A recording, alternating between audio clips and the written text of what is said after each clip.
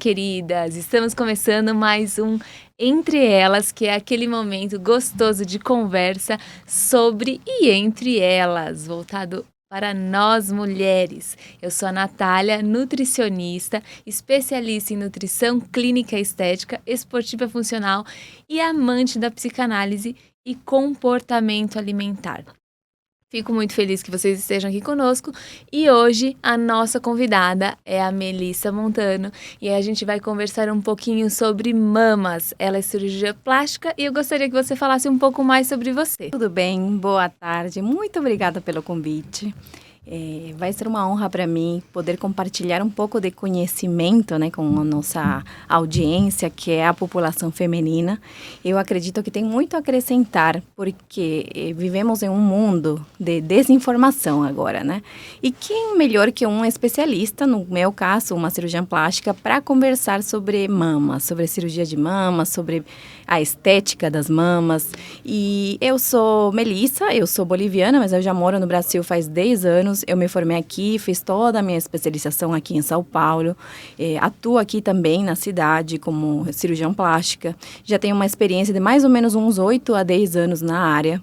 Então, vai ser uma honra para mim poder conversar com vocês. Que bom, estou muito feliz de ter você aqui com a gente. Então, nós vamos começar aí nossa conversa perguntando um pouquinho para você o que leva uma pessoa a procurar uma cirurgia plástica por conta das mamas. Quais são as principais queixas? Qual é o movimento que a pessoa tem que busca a cirurgia plástica para fazer algum reparo, alguma questão com as mamas? Sim. Bom, Nath, posso falar Nath, né? Claro! Nath, é o seguinte, mamas para uma mulher significa feminilidade, significa autoestima. Mama para uma mulher significa aquele empoderamento feminino. Então, a estética da mama para uma mulher é muito importante no dia a dia. E o que leva a procurar? Por exemplo, uma mulher que ela ganhou peso, perdeu peso, essas flutuações levam à queda das mamas. Gravidez, amamentação, também são fatores que alteram e causam certas assimetrias no formato das mamas. O envelhecimento também, o tempo não é ao nosso favor, né? A gravidade não é a nosso favor. Então, com o tempo, as mamas também vão caindo, elas vão cedendo e são esses principais fatores que levam uma mulher a procurar um cirurgião plástico, uma cirurgiã plástica. A maior queixa, então, é a questão da flacidez. Sim. Claro que existem outros tipos de queixa. Por exemplo, o paciente que geneticamente ou porque a mama se desenvolveu muito cedo, ela tem uma hipertrofia de mamas. Que, inclusive, pacientes muito novas, magras, que não têm relação com o peso, tem um volume excessivo nas mamas. Também são pacientes jovens que nunca amamentaram, que não passaram por nenhuma cirurgia, que estão dentro do peso ideal, inclusive, mas elas têm uma hipertrofia de mama. Também tem procura desses pacientes jovens. E não tem procura para aumento de volume das mamas também? Com também? certeza, também. É uma das principais causas e queixas das pacientes mais novas, né? É a hipoplasia mamária. Então, temos hipoplasia, temos hipertrofia, temos flacidez mamas e queda pequenas. E hipertrofia é mamas grandes demais. Isso. Então, são tipos diferentes de queixa das mulheres, mas é o mais procurado. Então, hipoplasia, mamas pequenas, hipertrofia, paciente que é nova, que é jovem, quer diminuir o tamanho. Pacientes que já passaram por uma gravidez, já amamentaram, que sofreram com aquela queda e flacidez após a gestação, após a amamentação. E também pacientes que, com o tempo, com o envelhecimento, evoluíram com queda e flacidez das mamas. E essas questões, você sente que isso tem relação com alguma questão de padrão de beleza, alguma questão de... em relação ao padrão de beleza. Então, com o tempo, isso foi evoluindo, né? Antigamente, o que era idealizado? Aquelas mamas redondas, com muito volume, que apareça um colo mais artificial, isso era muito idealizado antigamente. Depois foi mudando com o tempo, né? Hoje em dia, o que é considerado padrão de beleza para uma mama? Uma mama que tenha harmonia com o corpo da mulher. Então, é mais individualizado hoje em dia. Tem que ser mais, como que eu posso falar? Tem que ser de acordo com a anatomia da paciente. Obviamente, o que ela deseja também, mas depende muito do formato do tórax, da largura, da altura da paciente. Então, agora é muito mais individualizado. Isso é uma coisa que você avalia dentro do consultório, na primeira consulta, quando a paciente chega com a queixa. Isso. Tem que... o cirurgião plástico, a cirurgiã plástica, no meu caso, temos que ouvir o desejo da paciente. E junto com o exame físico, a nossa avaliação, aí temos que entrar em um acordo, né? Tanto quanto o desejo, ouvindo a nossa paciente, quanto também com a anatomia. O que a gente pode oferecer em relação ao biotipo dela, a anatomia dela e o desejo dela. Então, tem que entrar em um acordo conjunto, ali, né? Isso. Quando a paciente chega no meu consultório, eu coloco ela na frente do espelho. E aí eu consigo, com ela mesmo, identificar quais são as alterações. E ela vai me falando, doutora, é isso que eu não gosto. Aí eu olho no espelho junto com ela e falo assim, olha, tá vendo que essa mama direita não é igual à esquerda, que temos que corrigir isso. Então, a paciente consegue entender. Então, a primeira consulta é uma consulta mais demorada, porque a gente vê tudo isso em conjunto. Existe toda uma anamnese, uma discussão, né? Isso. Porque assim, eu acho que todo atendimento de saúde, pelo menos deveria ser, né? Deve ser uma coisa que olha para o paciente, né? Sim. Que tem um olhar um pouco mais específico. Eu sinto isso também no meu atendimento nutricional, né? Sim. Eu converso com a pessoa para tentar achar alguma coisa que caiba dentro da realidade da pessoa, dentro do desejo da pessoa. Eu acho que isso é que torna um profissional mais humano, né? Isso. Independente da área que ele atua. É o que eu falo para as minhas pacientes. Eu falo para elas assim, olha, antes de eu ser cirurgiã plástica, eu sou médica. Então, eu vou te avaliar como um todo. Eu vou conversar com você, eu preciso saber do seu estilo de vida, quais são os hábitos que ela tem, se ela pratica ou não pratica alguma atividade física. Isso faz diferença na escolha da cirurgia ou não? Com certeza. Faz muita diferença. Faz parte do resultado, dos cuidados que ela precisa ter no pós-operatório. Uma vez, agora perguntinha, uma vez eu tenho prótese, né? Uhum. Eu tenho prótese e eu lembro que quando eu estava pesquisando sobre, me falaram, não foi a médica, mas me falaram, inclusive foi uma questão que eu trouxe dentro do consultório da cirurgiã, que quando a pessoa faz mais atividade física, não é interessante colocar a prótese por baixo do músculo. Isso é verdade ou é mito? Então, colocar acima ou embaixo do músculo. Isso. Quando a gente opta por colocar embaixo do músculo, primeiro, não é uma escolha da paciente. É uma escolha, depende da anatomia, do que obviamente a paciente deseja, porém o cirurgião plástico, ele tem que considerar fatores anatômicos e fatores do biotipo para ver se ela se encaixa numa paciente que precise colocar embaixo do músculo. Tá? Paciente muito magra, por exemplo, paciente muito magra que não tem tecido para cobertura dessa prótese. Se eu colocar a prótese acima do músculo, numa paciente que não tem muito tecido, vai ficar aparecendo e vai ficar artificial, porque não tem cobertura, não tem tecido para cobrir. Então, aí eu vou precisar do músculo, porque ele vai me dar uma melhor cobertura. Porém, a paciente tem que estar muito ciente de que quando ela precisa ou ela opta por colocar a prótese embaixo do músculo, a recuperação é muito mais dolorosa. Já foi comprovado que com o tempo, né, passar dos anos, o músculo peitoral, que é ele que envolve a prótese, ele sofre uma atrofia. Então, obviamente que isso vai atrapalhar no esforço físico, na atividade física do dia a dia. Se é uma paciente que ela é atleta ou ela trabalha muito a musculatura, pode sim que isso pode causar sim um incômodo, né, no dia a dia. Mas, no geral, a paciente consegue se adaptar bem. Bom, a gente conversou um pouquinho sobre os tipos de queixas, né, que varia aí entre flacidez, né, devido a ganho ou perda de peso, ou amamentação, hipertrofia mamária, Hipertrofia, que são as hipoplasia. mamas grandes, e as mamas pequenas, né? Eu queria que você me falasse quais são os principais tipos de cirurgia mamária e para quais situações e queixas serve cada uma, é mais indicada cada uma delas. Sim.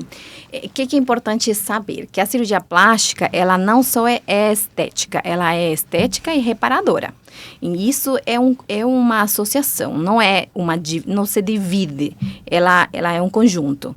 Então, uma paciente, por exemplo, que ela vem com uma queixa de hipoplasia, ela vem com uma queixa estética porque ela acha as mamas pequenas e quer aumentar o volume. Isso é a mamoplastia de aumento, que é a colocação do implante. Paciente que chega com uma queixa de hipertrofia, ou inclusive às vezes até gigantomastias, elas têm uma queixa funcional já. Elas têm uma queixa de dor nas costas, nos ombros, marcas do sutiã aparecendo, às vezes com atrito da pele embaixo do seio pode causar feridas. Então, isso aí já é uma cirurgia um pouco mais reparadora. Não que não seja também estética, porque é lógico que é um conjunto. Aí, nesses casos, optamos pela mamoplastia redutora. O que a paciente precisa é reduzir o volume da mama, certo?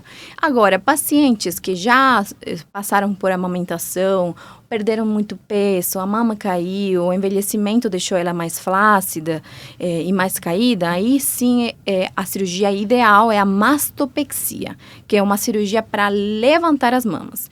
Ela pode ser associada ao uso ou não de prótese, certo? Então, as mais procuradas são essas: mamoplastia de aumento, redução de mamas e a mastopexia, que é o lifting das mamas com ou sem a prótese.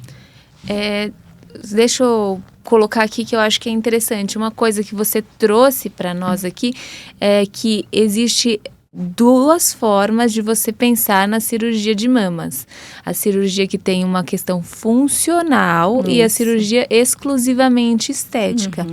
E todos esses tipos de cirurgia, eles podem ser tanto estética quanto funcional. Ou Sim. a mamoplastia de aumento nunca é funcional, é somente estética. A mamoplastia de aumento podemos considerá-la como estética, né? A não ser que ela tenha retirado as mamas por conta de neoplasia, claro, aí né? sim, é uma reconstrução, aí é uma cirurgia mais reconstrutiva.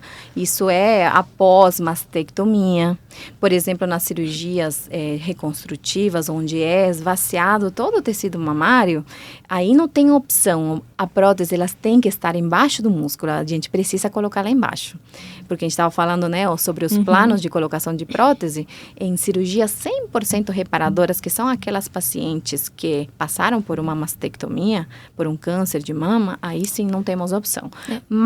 Deixa eu só explicar para os nossos telespectadores, essa mastectomia que a doutora está falando é a retirada de todo o tecido mamário por conta de algum tipo de câncer, algum tipo de tumor que exigiu que fosse retirado todo esse tecido de mamas. Então, a mulher, ela fica sem tecido mamário, fica somente nem com a pele, né? Tira um pouco da pele também?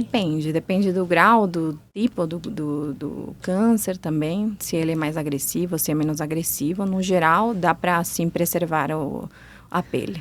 E quando tira todo esse tecido mamário, é indicado a colocação de prótese para que a pessoa fique com um corpo feminino ainda. Sim. Então, existe essa necessidade aí de uma mamoplastia de aumento nesses casos, né? Sim, e às vezes uma simetrização da mama contralateral, porque muitas vezes a doença, ela é unilateral.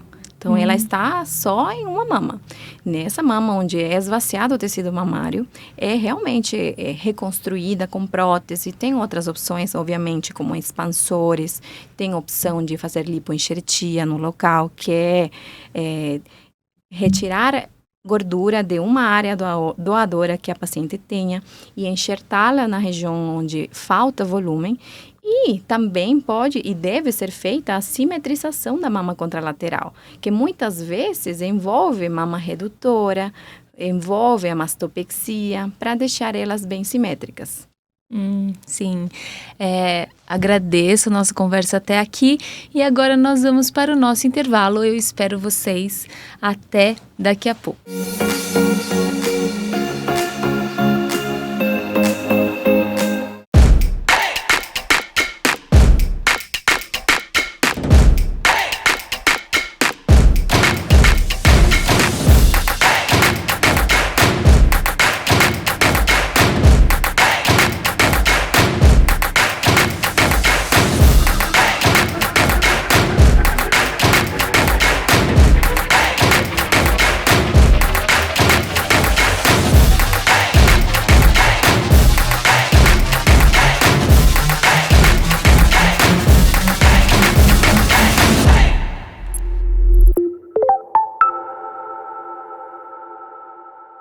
מדינת ישראל, מורשת של חדשנות, ההייטק, הטכנולוגיה, חברות ישראליות שפיתחו טכנולוגיות עתידיות בחלל, מכונית אוטונומית עתידית, מערכות ניווט, אפליקציות לסלולר.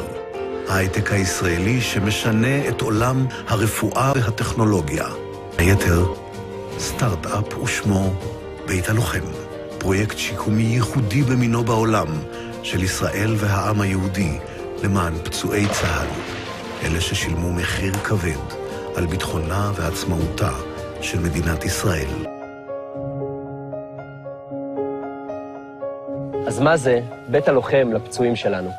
זה נותן לך את הביטחון העצמי להכיר, להבין, להכיל את המצב שאתה נמצא. זה זכות גדולה שאני יודע שיש פה גיבורים אחד-אחד. לבוא לראות מישהו עם פציעה כמו שלך, והוא במצב הרבה יותר מתקדם ממך, ופתאום לראות מישהו כזה, שהוא הולך, והוא הכי רגיל בעולם, כשאתה שוכב במיטה ואתה לא יכול לזוז, אז הדברים האלה רק מחזקים אותך, והכוח שבית הלוחם נתן לי בזכות הדברים האלה, זה רק גרם לי להשתקם ולהגיע למצב האופטימלי שלי הכי מהר שאפשר. והם נתנו לי כל כך הרבה כלים לעשות את זה. במדריד הגעתי מקום שלישי, ובברזיל הגעתי מקום ראשון.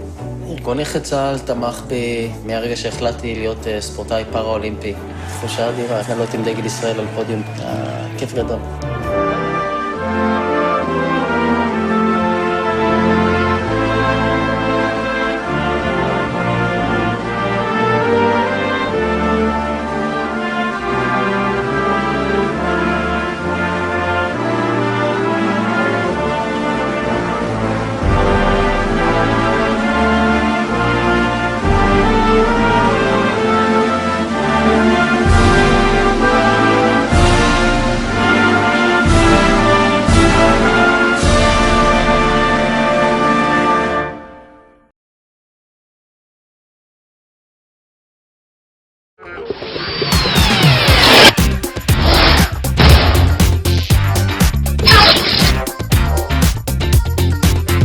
Oi pessoal, eu sou a Thaís Nascimento, professora e pedagoga, estou aqui novamente com vocês para abordar hoje o tema da importância dos pais no auxílio da educação e desenvolvimento dos filhos.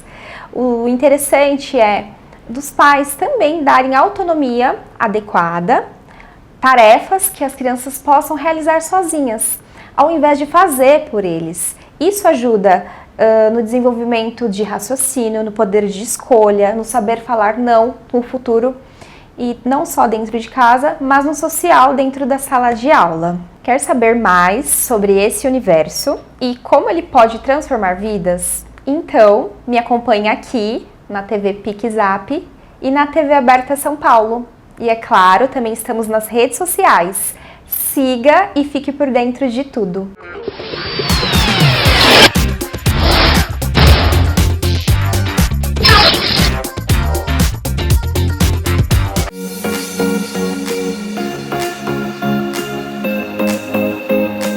Obrigada por continuarem conosco e voltamos com a nossa conversa com a maravilhosa doutora Melissa Montano, cirurgia plástica, com a nossa conversa sobre mamas. Agora eu gostaria de saber um pouquinho mais sobre as próteses, né? Em quais cirurgias elas são necessárias e são utilizadas e como vocês escolhem a melhor prótese, a prótese mais indicada para cada caso? Sim.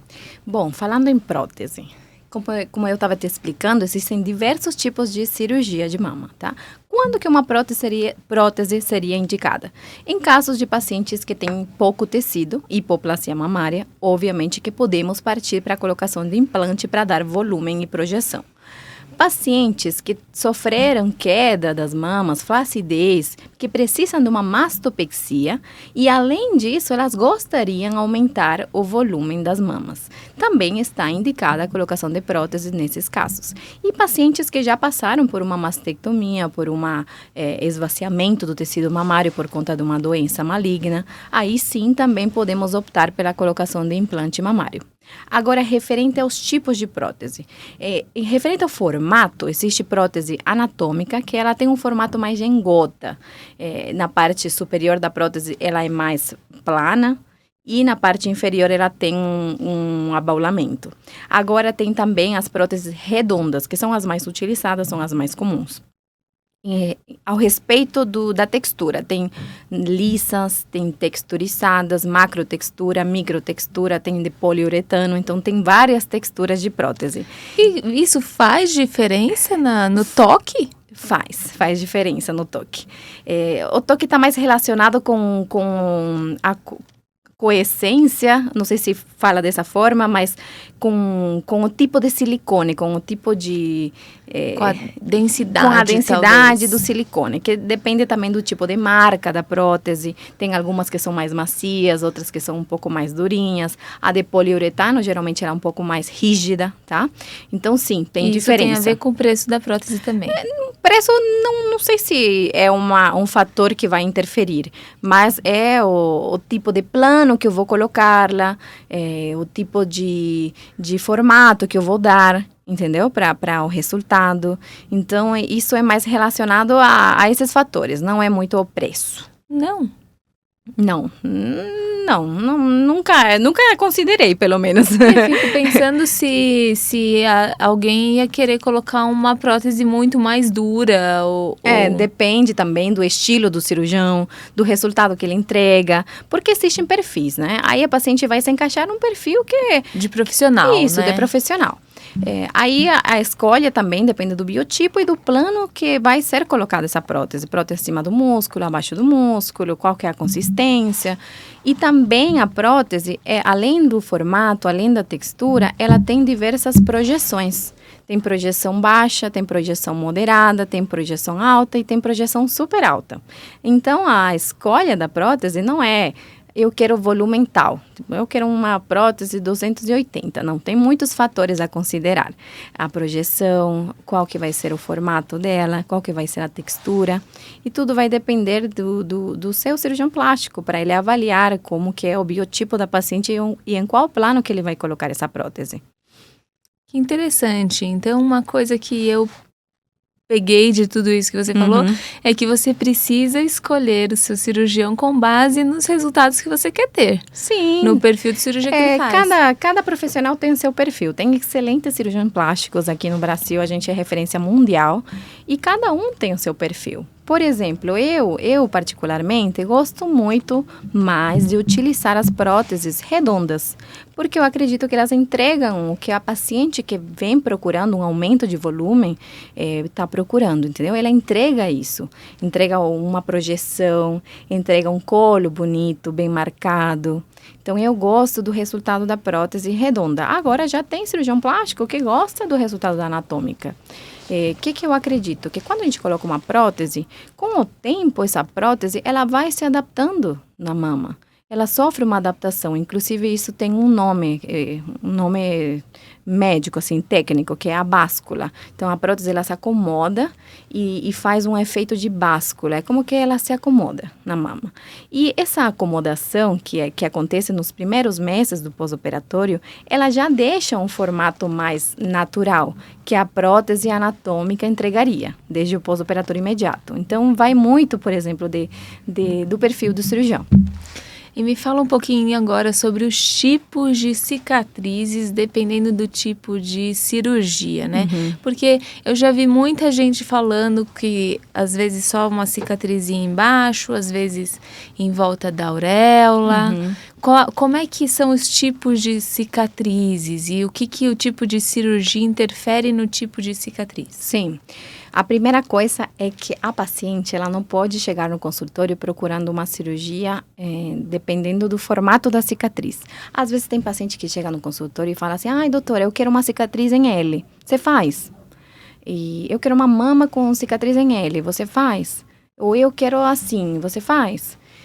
Não é assim que funciona. E a gente explica muito bem, com muita paciência no consultório, porque as pacientes veem nas redes sociais que apareceu uma tendência de que agora estão fazendo cicatriz em L, ou apareceu uma tendência de que estão fazendo uma cicatriz em short scar, que é a cicatriz reduzida. Mas tudo vai depender do grau de flacidez e do que essa mama realmente precisa. Não dá para escolher a técnica só pela cicatriz, tá? Existem, sim, várias técnicas. Existe a técnica que é a mais comum e a mais conhecida, que é a cicatriz em T invertido ou em âncora, que é muito utilizada tanto para mamoplastia redutora quanto para mastopexia. Existe a técnica em L, onde poupa aquela região medial aqui do centro para o paciente conseguir usar um decote mais profundo. Ela é indicada para casos de flacidez de leve a moderada. Quando já tem uma flacidez maior, aí sim vai ser necessário fazer uma T invertido, um âncora. Isso mais para mastopexia. E também para mamoplastia redutora. Mamoplastia redutora também dá para fazer cicatriz em L? Difícil. Dificilmente vai conseguir uma cicatriz em L. Tem cirurgião plástico que faz, mas, no meu ver, existe muita sobra, muito tecido para ser retirado numa hipertrofia de mama. Então, aí, minha melhor opção, a minha primeira opção seria uma cicatriz em âncora, em T invertido. Existe também cicatrizes em pirulito, que falam que é ao redor da areola e só uma vertical, em casos de uma queda leve de mamas, em casos de pouca flacidez. Por quê? Porque a queda das mamas, elas estão classificadas por tipo. Tem a tipo 1, tipo 2, tipo 3. E tem a pseudoptose. Então, tudo isso vai depender do grau de queda e do grau de flacidez que a paciente tem. Então, não dá para escolher a técnica só pelo tamanho da cicatriz. Sim. E agora eu quero saber quais são os principais cuidados pré-operatórios, quando a gente pensa, eu estou querendo fazer o reparo das minhas mamas, o que é que eu tenho que pensar em fazer antes de pensar na cirurgia? Sim. Na primeira consulta, na consulta inicial, quando o paciente chega no consultório, a gente conversa sobre todo o planejamento que temos que ter para a cirurgia. Por quê? Porque é um procedimento invasivo. Primeira coisa, tem que ser feito em ambiente hospitalar, com uma equipe de confiança, anestesista de confiança, instrumentador. Então, os bastidores é uma coisa muito, muito, muito que vai muito além. Preparos, exames básicos para qualquer cirurgia, para ver se a paciente não está com anemia, se a função renal está boa, se ela não tem nenhuma infecção que está vigente, que precisa tratar. Ver a parte da coagulação. Também é feito exames de imagem, como ultrassom de mama. Pacientes acima de 35 anos, o recomendado é fazer a mamografia também, associado ao ultrassom, para ver se não tem nenhuma alteração a mais que precise ser corrigida. Se temos alguma imagem suspeita em algum desses exames, aí primeiro, dependendo do tipo de alteração, ou vai ser solicitado uma avaliação com mastologista, com especialista, ou ele vai solicitar alguma biópsia e primeiro tratar essa parte para depois a paciente retornar e procurar uma cirurgia estética. Uhum. Uma das coisas que dentro da minha prática eu recebo bastante são pessoas para perder peso antes de uma cirurgia estética. Uhum. Tanto cirurgia de abdômen quanto cirurgia de mamas, né? O que eu escuto bastante dos profissionais é que, às vezes, se a pessoa perdeu mais peso, vai trazer um pouco mais de flacidez. E se a pessoa fizer a cirurgia antes disso, pode ser que a cirurgia não fique tão boa. Sim. Procede? Isso é tão importante, muito importante. O que acontece? Após os 30 anos, a composição da mama, do tecido mamário, ele muda. A partir dos 30 anos. A composição já não é mais glândula, só glândula. Ela também tem um componente gorduroso, inclusive mais do que 50% do tecido mamário, geralmente após os 30 anos, é gordura, certo? Não é só glândula. Então, quando o paciente emagrece, esse tecido que é gorduroso, ele vai também sofrer uma atrofia, uma diminuição do volume. Ao diminuir o volume, a mama vai ter mais flacidez e mais queda. O que é o ideal? Que a paciente, quando ela chegar na cirurgia, e eu estou falando de pacientes que talvez se encaixem em sobrepeso, não estou falando de obesidade, porque obesidade é um problema que tem que ser tratado, é um problema que tem que ser tratado e eu não estou entrando nesse padrão de pacientes. Estou falando de paciente que está com um pouquinho de sobrepeso, que ela está sentindo que ela precisa ainda emagrecer um pouco, que não está se sentindo confortável com o peso que ela está. Então, aí, as pacientes que se encaixam nesse perfil, eu converso com elas e falo assim, olha, o ideal é você chegar no dia da cirurgia com um peso que você se sinta confortável, que você goste de se olhar no espelho e falar assim, olha, esse é meu peso que eu considero estar dentro do ideal. Estou falando de pacientes que estão próximo do peso ideal, já padronizado pela OMS, né, que a gente já sabe que do índice de massa corporal. Por quê? Porque se ela operar as mamas com um sobrepeso e falar assim, não, agora depois da cirurgia eu vou emagrecer. Agora sim eu vou querer emagrecer depois da cirurgia de mama. Vai cair. A mama vai cair. E ela vai perder o resultado estético da cirurgia. Então, o ideal é chegar no dia da cirurgia já com o peso ideal. Eu brinco com as minhas pacientes que cirurgia estética é o ajuste fino que a dieta e o exercício não fazem. Com certeza. Então, a cirurgia plástica, ela acaba não tendo esse objetivo, né, de isentar a pessoa de ter um estilo de vida saudável, um estilo de vida com atividade física, uma boa alimentação, mas sim para fazer o ajuste fino daquilo que você não consegue fazer só com a dieta e atividade física, e entendendo que dentro da mudança de hábito tem coisas que você também não está disposto a fazer. Sim. E que você não vai fazer, mas que você quer ter aquele resultado a mais. Uhum. É nesse momento que você deve procurar um cirurgião plástico. Exatamente. Porque a queda das mamas, ela não pode ser tratada com exercício. Já até me perguntaram, doutora, se eu malhar peitoral, será que a minha mama vai subir? Será que ela não vai cair? Será que vai permitir ela ficar no lugar por mais tempo? Que o resultado seja mais duradouro? Infelizmente, não. Malhar peitoral, malhar toda a parte da musculatura do tórax, do tronco, não evita a queda e a flacidez das mamas. Então, é um problema que realmente tem que ser resolvido cirurgicamente.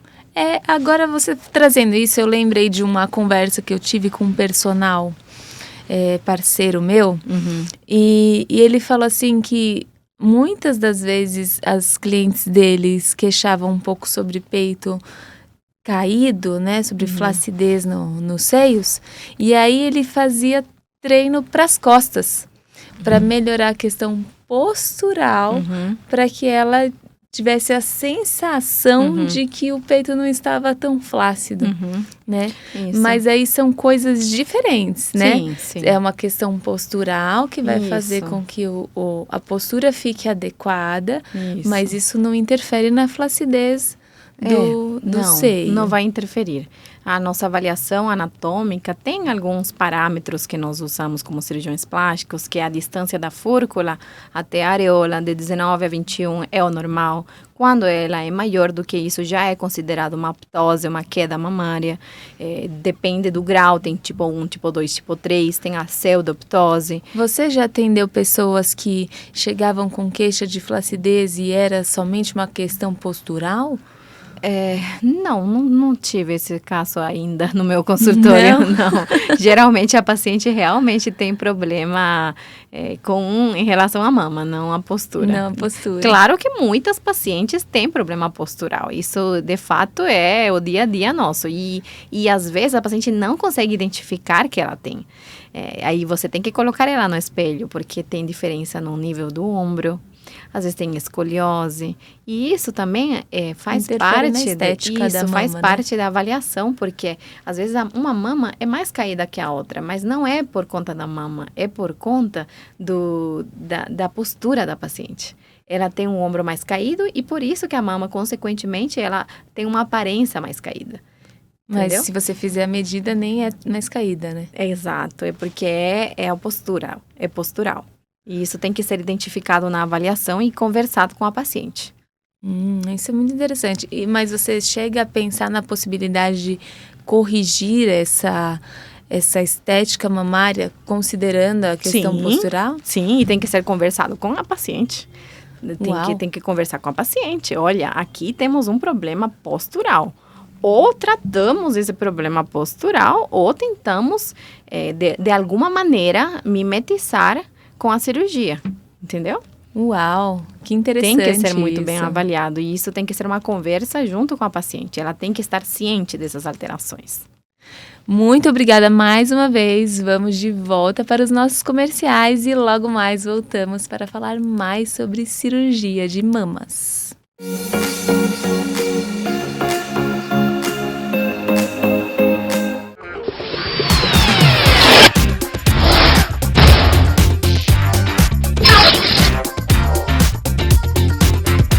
Olá, como vocês estão hoje, pessoas? Eu sou a Natália Duarte, também conhecida como Nath Nutricionista nas redes sociais, e hoje o tema é nutrição esportiva. O que é que você deve mudar na sua alimentação quando você for começar a treinar? Você começou a treinar agora e era sedentário? Você não precisa fazer grandes mudanças na sua alimentação. O que você precisa prestar atenção é transformar a sua alimentação no mais natural possível. Ou seja, alimentos o mais próximo do de verdade, alimentos mais próximos do que seriam na natureza, pois assim você vai tirar os aditivos e vai tirar conservantes da sua alimentação como um todo, o que vai trazer muito mais saúde. Tirando esses elementos da sua alimentação, você vai tornar o seu corpo mais limpo, então ele vai funcionar de uma forma melhor. E é isso que a gente precisa quando você começa a treinar. Então, arroz, feijão, frutas, verduras, legumes, esses alimentos têm que ser sim a base da sua alimentação se você começou a treinar hoje. Gostou desse conteúdo? Mande a sugestão para o próximo tema lá na nossa rede social da PixApp TV. Beijo da Nutri!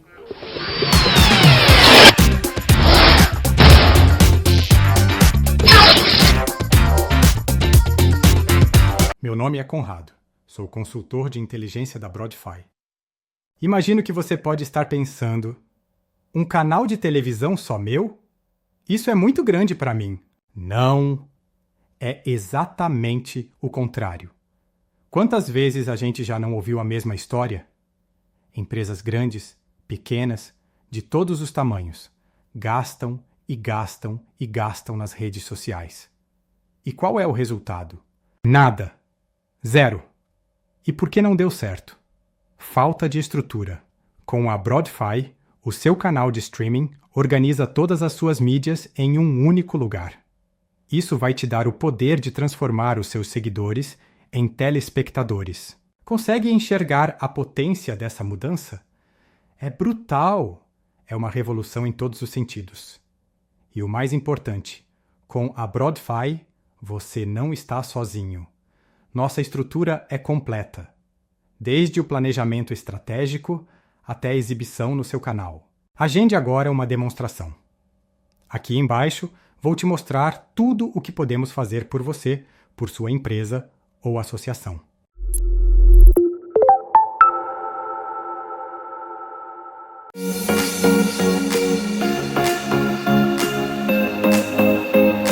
Estamos de volta agora no Entre Elas com a Melissa Montano, cirurgia plástica, falando sobre mamas. Agora nós vamos começar o nosso quadro de ping-pong. Eu vou fazer algumas perguntas um pouco mais fechadas para você trazer umas respostas mais pontuais e assertivas. A primeira pergunta que eu gostaria de te fazer é se existe idade mínima para cirurgia de mamas. Bom, o ideal é esperar o desenvolvimento total do tecido mamário. Após os 18 anos, já podemos considerar que a paciente pode passar em uma avaliação com um cirurgião plástico para ver como que está o grau de desenvolvimento e sim considerar a partir dessa idade que podemos avaliar a possibilidade de uma cirurgia. Existe escala para o desenvolvimento da mama que você avalia ou é exames hormonais? Exames hormonais fazem parte, o exame físico também. A idade da paciente, até 18 anos, geralmente já tem um desenvolvimento total, mas tem algumas mulheres que ainda estão em desenvolvimento e podem chegar a desenvolver a mama até os 21, 23 anos. Então, é individualizado, tá? Mas é mais ou menos uma idade que a gente pode considerar para uma avaliação. Também depende muito da parte... como que eu falo, não física, emocional. Será que a paciente está preparada para lidar com um pós-operatório? Será que ela está preparada emocionalmente para uma cirurgia? Entendeu? Então, não é só físico, também tem que avaliar a parte emocional. E nessa idade, quais são as cirurgias que são mais procuradas? A partir dos 18? Essa parte adolescente. Adolescente tem muito, por exemplo, alguns casos de orelha de abano, que a gente considera uma cirurgia bem precoce por conta do bullying que a criança pode sofrer. Rino, a gente espera também um pouco mais por conta dessa parte emocional da paciente, para ela se preparar para uma cirurgia.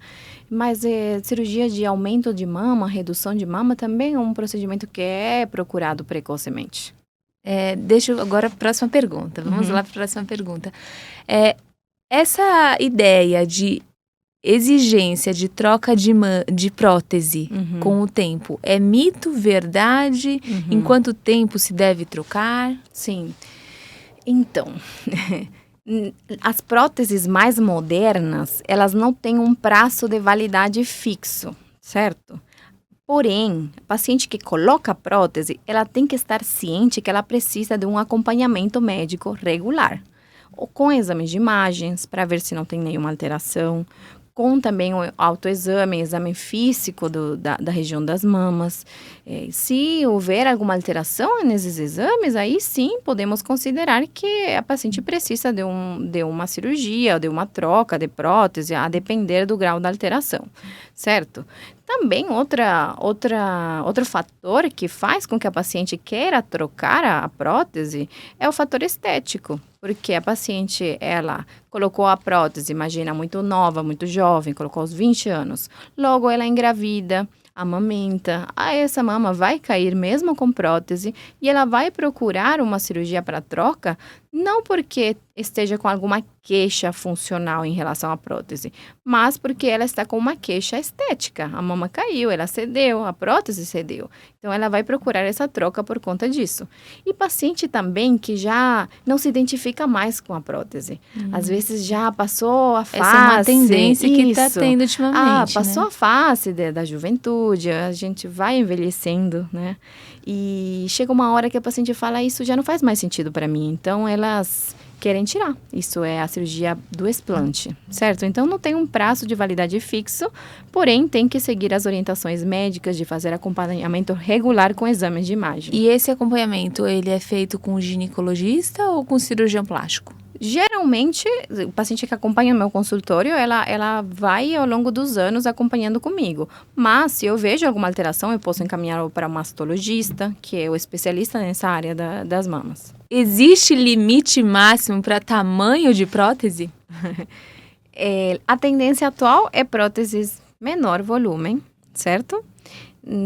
Isso é mais de tendência, mais de moda. Antigamente, você colocava volumes de 300 e pouco, 400 ml, acima de 400, mas hoje em dia, a tendência é mamas com volume menor, certo? Não tem esqueci da pergunta, tem um limite de volume, é isso, né? Não, mas a tendência atual é entre mamas mais, com melhor formato, porém menor volume. Essa é a tendência atual. Você acha que isso é devido ao padrão de beleza buscado hoje? É uma Sim. tendência atual ou você acha que é uma escolha assim mais médica? Não, eu acredito que a mulher hoje em dia ela é mais, ela quer se sentir mais livre, mais empoderada. É uma mulher que é multifunções, multifacetas. Então, ela procura um resultado mais natural, mais leve, que encaixe no dia a dia dela. Que hoje a mulher moderna, ela não faz só uma coisa, né? Ela está com muitas atividades em paralelo. Então, é uma questão de escolha e de tendência. Hoje em dia, mamas mais naturais, mamas com resultados de menor volume, porém com um colo marcado, uma projeção, isso ainda é uma tendência. Certo. Próxima pergunta. Existe técnicas que são utilizadas para diminuir a aparência da cicatriz? Seria talvez a tendência atual é a short scar, que é a cicatriz reduzida, que como eu já te expliquei, é uma T invertido menor, certo? Isso vai depender muito do grau de flacidez e da quantidade de tecido que tem que ser retirado para chegar num resultado estético. E também a cicatriz em L, que a gente já conversou também, né? Que é uma tendência atual para poupar essa área central, medial, para a paciente conseguir usar um decote. Só que eu falo para as minhas pacientes, e eu nunca tive muito problema, assim, com o tamanho da cicatriz. Por quê? Você tem que procurar um resultado com um formato de mama aceitável, esteticamente bonito, entendeu? Não se preocupar muito com a cicatriz. Você tem que procurar como paciente que o formato da mama seja ao qual você deseje, entendeu? Isso independente do tamanho da cicatriz. Então, não procurar uma cirurgia porque uma cicatriz vai ser menor. Procurar uma cirurgia porque você quer melhorar o formato. E eu falo para elas que é uma troca. A gente é uma troca, tudo na vida é uma troca. Então, você vai ganhar uma mama com um formato bonito, um colo mais marcado, mais projetado, mas em troca você vai ganhar uma cicatriz que vai ficar com você pelo resto da vida. Na verdade, a cicatriz, olhando por esse lado, é a marca de uma escolha feita. Isso. Né? Quanto tempo leva para a cicatriz se tornar menos aparente, para ela ficar mais invisível, né? Porque a gente sabe que quando a gente fala de ortopedista, a cicatrização é outra do que de cirurgião plástico, né? Sim. Fica uma linhazinha assim muito bonitinha. Sim.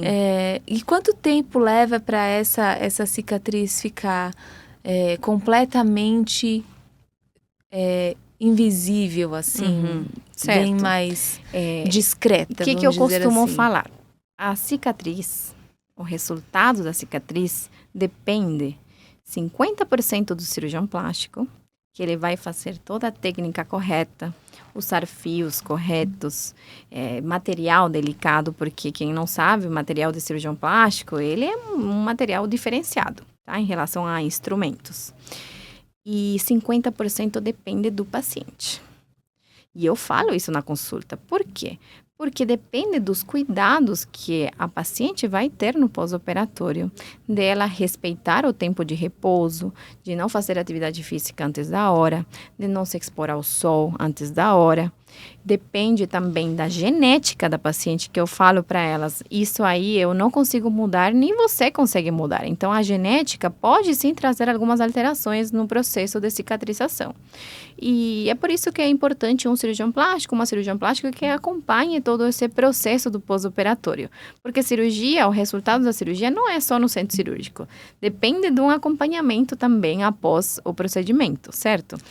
Agora, você falou sobre o tempo de cicatrização. O tempo de cicatrização leva por volta de 1 ano para ele finalizar o processo. Tem várias fases de cicatrização. Até hoje, 2025, não existe nenhum trabalho publicado que dê para pular alguma fase da cicatrização. Por isso que aquelas cirurgias que falam, recuperação em 24 horas, não sei o quê, isso aí temos que tomar muito cuidado. Pode ser que sim, a técnica e e o material que é utilizado hoje em dia, né, ajude com que a paciente se recupere mais rápido. Mas temos que respeitar o processo de cicatrização do nosso corpo. E ele passa por fases. É uma questão fisiológica. Isso, não conseguimos não tem mudar. milagre, Não. é fisiológico, as coisas elas têm um tempo para acontecer e a cicatrização é uma dessas coisas, E no né? modo geral, após o primeiro ano da cirurgia, já a gente considera uma cicatriz madura.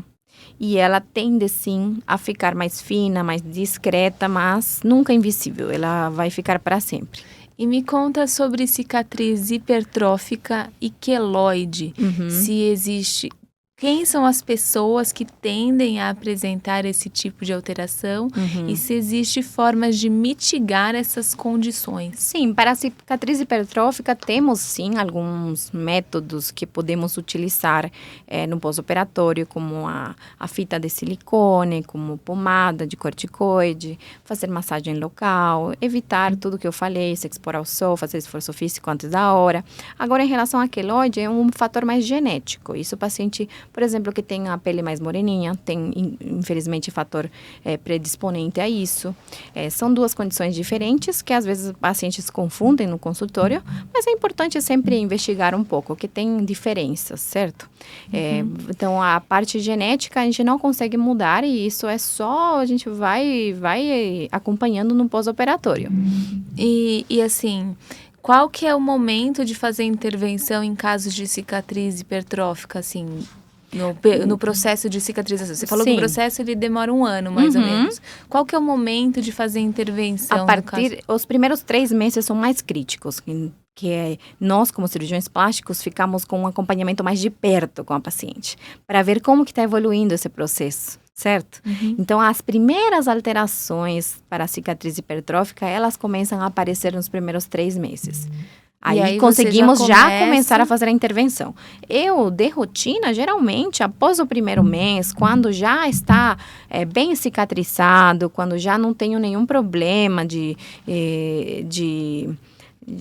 abertura de ponto, quando o paciente evoluiu bem, ela seguiu todas as orientações, a partir do primeiro mês eu já oriento colocar uma pomada, fazer uma massagem local, usar a fita de silicone, isso já eu tenho padronizado para as minhas pacientes a partir do primeiro mês da cirurgia. Então, aí, independente se ela apresenta algum tipo de alteração ou não, você já... Preventivamente, para não correr o risco de... Isso, aí eu explico para elas o porquê, né? Que vamos entrar com essas medidas para deixar a cicatriz mais discreta, mais fina, para evitar complicações. E aí eu oriento que elas não podem se expor ao sol, porque às vezes a paciente acha que ela, cobrindo a área da cicatriz e se expondo ao sol no resto do corpo, entendeu? Eu operei aqui a mama, vou cobrir a minha mama, mas o resto eu posso me expor ao sol. Não, porque é ativado todo o fator melanocítico, é ativado no corpo e mesmo que não seja a exposição solar dos raios ultravioletas diretamente na cicatriz, em qualquer área do corpo já pode ativar e evoluir com uma como que eu falo mais em linguagem mais fácil, com uma hiperpigmentação, com uma manchinha mais escura na cicatriz. Então tem que cuidar as faces do pós-operatório. Se a pessoa pretende ter filhos, o que você acha? Que vale a pena esperar ter filhos para depois fazer uma cirurgia mamária ou fazer a cirurgia mamária e depois ter filhos? E quanto tempo a pessoa deve esperar para engravidar após uma cirurgia mamária? Bom, Nath, a principal indicação para uma mulher operar as mamas é a queixa dela. Se ela tem uma queixa física e emocional, eu não vou falar para minha paciente, espera ter filhos para você depois operar a mama.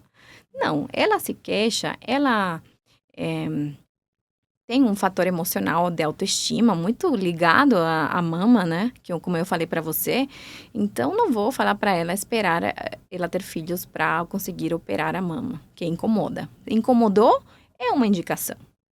Agora, explicar para ela que, dependendo da técnica utilizada, dependendo da alteração que ela tenha e do que ela precisa, pode sim interferir na amamentação? Pode ser que sim. A grande maioria não afeta. A gente consegue preservar os ductos lactilíferos, que é por onde o neném ele amamenta e o leite sai. Mas incomodou, não vou falar para ela, espera primeiro ter filhos para resolver depois. E depois que ela faz a cirurgia, ela precisa esperar quanto tempo, mais ou menos, para pensar em engravidar? Não é que não tem um tempo. O que a paciente tem que estar ciente é que, por exemplo, ela está em processo de engravidar. Doutora, vou engravidar este ano porque eu tenho tudo planejado para engravidar este ano. Aí eu vou falar para ela, então, já que você está no planejamento para engravidar, então melhor vamos esperar você ter o neném para depois operar, certo? Não tem um tempo. O que ela tem que estar ciente é que depois da gravidez e depois da amamentação, essa mama vai cair. Ela vai sofrer um grau de flacidez e queda e que provavelmente ela vai precisar de uma nova cirurgia. Quando, doutora? Vamos esperar o processo da amamentação, que a parte hormonal ela se regule, geralmente com 6 meses, 1 ano, depois dela parar de amamentar, aí a gente pode pensar em uma cirurgia de mama, entendeu? Uhum. Então, tem que ser muito individualizado, não é antes ou depois. Depende do estado da paciente, em que fase da vida dela ela se encontra. Tá.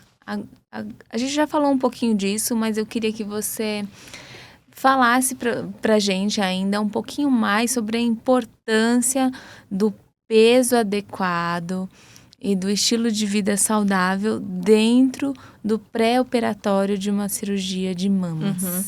Tá bom, eu vou aprofundar um pouquinho mais. A mama ela é composta por pele, por glândula, por tecido subcutâneo, que é a gordura, e por ligamentos sustentores.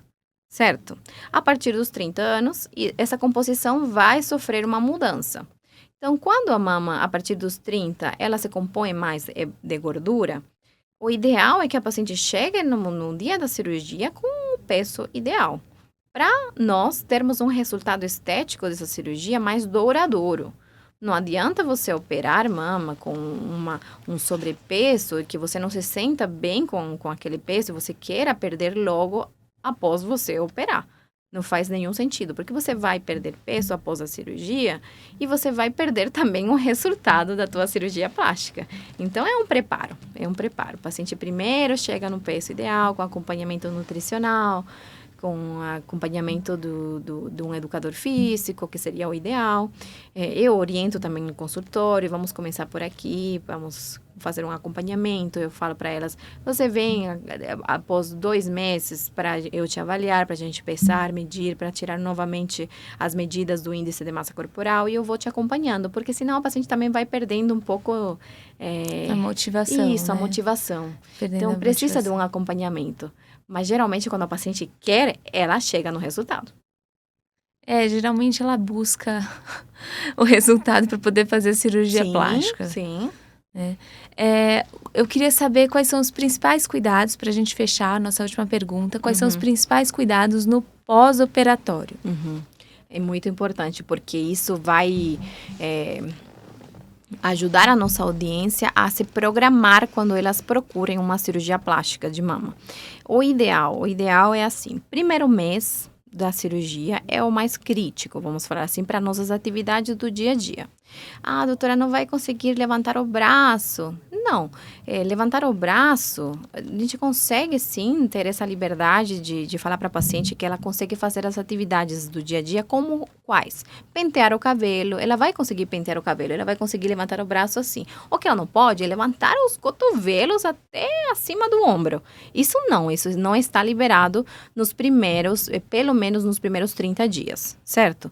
Mas pentear o cabelo, lavar o cabelo, escovar os dentes, tudo que demande uma atividade física leve, que não levante os cotovelos até o nível do ombro, isso ela pode sim fazer depois no dia seguinte da cirurgia. Dirigir, a gente geralmente libera com 3 semanas para dirigir, certo? Agora, fazer atividade física que demanda esforço, ir para academia, malhar braço, malhar peitoral, malhar costas, isso já é um esforço físico maior. Aí eu libero só com 3 meses e olha, assim, começando a avaliar lá no pós-operatório, porque senão força muito. Quando a gente faz a cirurgia de mama, dependendo de qual cirurgia, né, porque tem uma amoplastia de aumento, todas o que a gente já conversou, tem muito ponto por dentro que damos para estruturar essa mama. Então, eu preciso que, pelo menos, essa paciente não faça esforço físico intenso de carregar peso, de, às vezes, carregar o filho no colo ou ir para a academia, pelo menos nos primeiros 2 a 3 meses do procedimento. Nossa, que privação não poder carregar o filho. Tem que se programar. Tem que se programar. Programar para pelo menos 3 meses aí ficar. 2 a 3 meses, pelo menos. Pelo menos para fazer esforço físico intenso. Agora, esforço físico leve, 1 mês. E atividades com membros inferiores. Isso é liberado com 2 a 3 semanas. Corrida, esporte assim? Corrida não, porque é considerado uma atividade de alto impacto. Mas caminhada já é liberada já, com 2 a 3 semanas. Então, pelo menos a pessoa não precisa ficar parada. Ó. Não dá para abandonar o estilo de vida saudável porque você fez uma cirurgia plástica. Vai caminhar. Vai andar, vai caminhar, porque isso faz parte, inclusive, das prevenções que nós tomamos como prevenção para trombose. É muito importante a paciente já caminhar. E ela caminha no primeiro pós-operatório, no primeiro dia. Bom, eu agradeço a sua participação aqui no nosso programa Entre Elas. Fala pra gente o seu arroba e onde as pessoas podem te encontrar. Sim, eu atendo em Moema, na República do Líbano. Vocês podem entrar em contato por meu Instagram, que eu não sei de cor. Eu vou ver aqui. Vamos lá. DRA, né, de doutora, melissa.montano. É meu Instagram, pode entrar em contato por ali. Aí tem o link do meu consultório, eu atendo aqui na República do Líbano, bem pertinho do Parque Ibirapuera. Eu agradeço a sua participação no programa e hoje nós vamos finalizar mais um programa Entre Elas, onde nós conversamos sobre e entre elas. Até a próxima, eu espero vocês no próximo programa.